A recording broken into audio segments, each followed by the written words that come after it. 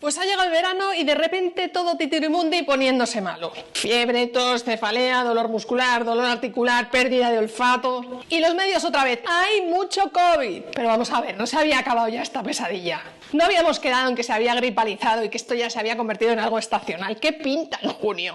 ¿No se habían vacunado ya todos? De verdad, qué aburrición, no puedo más con este tema. Pues sí, parece que vuelve a haber mucho COVID y asistimos en este manicomio en el que vivimos a dos actitudes completamente contrapuestas y muy curiosas. La primera, la de los que ven mucho la tele. En cuanto tienen medio moco, se van corriendo a la farmacia a comprarse un test, a dejarse los dineritos para saber si lo tienen o no. Y todavía no se han dado cuenta de que da absolutamente igual el resultado, que el tratamiento es el mismo. Y les dicen, hala majo, paracetamol, agüita y a tu casa.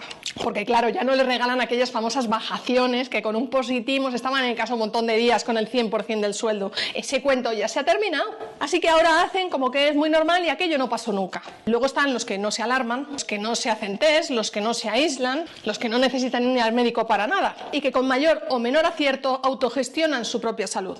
Por ejemplo, yo misma el fin de semana pasado estuve enferma y resolví el cuadro clínico completo en 24 horas clavadas. Aunque lamentablemente la enorme mayoría de la gente todavía está pillada en la absurda narrativa mainstream, parece que cada vez va habiendo más personas con dos dedos de frente, aunque hayan necesitado 4 años para darse cuenta de que paralizar un país entero por un catarro nunca tuvo sentido. Hoy vengo a compartir con todos vosotros cómo lo entiendo yo, ya que tuve la enorme fortuna de verlo muy clarito desde el minuto cero. Y el tiempo lo único que ha hecho ha sido confirmar todas mis sospechas. Verlo tan claro desde el principio me permitió vivirlo sin ningún miedo.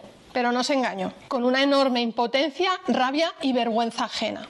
Llevo 4 años trabajándome estas emociones que me provoca este tema y cada vez lo llevo un poco mejor. Pero como me duele tanto, si os parece, ya que en este vídeo de hoy lo dejamos finiquitado, lo aclaramos todo y ya nos pasamos a otros temas que son mucho más interesantes. La primera premisa de la que necesariamente hay que partir cuando nos ponemos a hablar de la trama COVID y de la que afortunadamente yo ya sabía antes de que empezase toda esta feria en 2020, es que el objetivo de los gobiernos y de las organizaciones supranacionales, que son las que verdaderamente mandan en la sombra, es la implantación de una nueva forma de vida en Occidente. Una especie de sistema como neofeudal, en el que los ricos sean los políticos y los que les hacen la pelota y el resto de la gente sean pobres como ratas. A este objetivo, que tienen clarísimo, lo llaman la agenda y por lo visto se han propuesto como fecha límite el 2030. Evidentemente a la población se lo venden con algo chachi guay, happy flower, con un esfínter de colorines que da vueltecitas, con 17 objetivos de desarrollo sostenible que lo único que son es completamente lo contrario de lo que verdaderamente quieren hacer.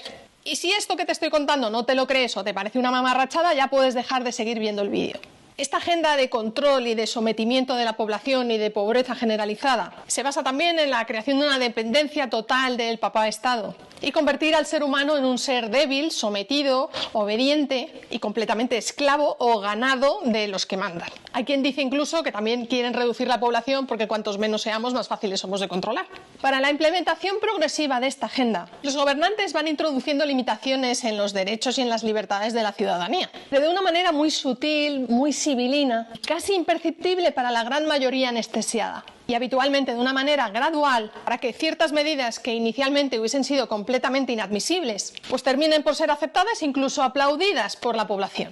Los métodos de manipulación de la población para la aplicación de la agenda son al final un enorme truco de ilusionismo que emplea el control férreo de las opiniones disonantes y de las críticas, de modo que cualquiera que vea el truco y comparta con todos en qué consiste, automáticamente es señalado y apartado. Negacionista, terraplanista, irresponsable, ignorante, y en cierto modo es lógico porque pone en peligro el éxito de la operación que tantos años les ha costado preparar. Con el objetivo de implantar esta agenda de sometimiento y de control de la población, que al final a lo que se supone que nos tiene que conducir es a un cambio de modelo social y económico. Los gobiernos, gracias a unos estudios muy profundos por parte de los ingenieros sociales que trabajan para las agencias de inteligencia, emplean técnicas de manipulación del cerebro de las masas que están estudiadísimas. Técnicas como el martirio chino, la gota china o esa turra constante de narrativas completamente absurdas pero que te repiten constantemente hasta que te las creas. La ventana de Overton, con la que poco a poco vas aceptando cosas que inicialmente jamás te hubieses planteado.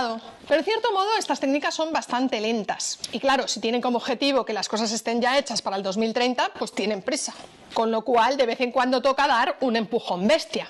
Y estos empujones vienen de la mano de ciertos eventos traumáticos, a una escala tan grande que la pobre gente es capaz de entregar sus derechos fundamentales, su libertad, a cambio de una presunta seguridad que por supuesto le ofrece el gobierno. Estas son las llamadas SIOPs, operaciones psicológicas, o también llamados atentados de falsa bandera. La SIOP más conocida a nivel mundial y que de hecho fue el pistoletazo de salida para la implantación de la Agenda 2030 fue cuando tiraron abajo las Torres Gemelas. Y la SIOP gorda más reciente que hemos vivido todos, en Occidente por supuesto, es la que hoy nos ocupa, el COVID-19. Los ingenieros sociales encargados de la implantación de la agenda tenían previsto crear una situación similar a la que hicieron con el COVID, pero con la gripe aviar en 2009. Sin embargo, en aquella época no coló, básicamente porque el relato no estaba bien construido, porque la gente no estaba suficientemente anestesiada todavía y debe ser que no pagaron suficiente pasta a los medios para que colaborasen. Con lo cual aquello quedó en agua de borrajas. Pero para cuando llegó 2020 ya lo tenían mucho más preparado. El relato estaba mucho más currado que antes y la gente ya estaba muchísimo más adoctrinada por los medios. Cuando llegó 2020 yo ya era una pro de averiguar estas cosas. Todas las SIOP o eventos de falsa bandera tienen dos componentes, una parte que es real y otra que no lo es. Ninguna de ellas tiene todo falso ni todo verdadero. Siempre se produce la combinación de esos dos factores. Además de que está completamente previsto, porque sirve precisamente para crear una confusión tal, para que incluso los más escépticos no sean capaces de distinguir entre sí lo que es y no real. Y lo que es común también en todas ellas es que se busca un control basado en un terror a un enemigo que es invisible y es incontrolable.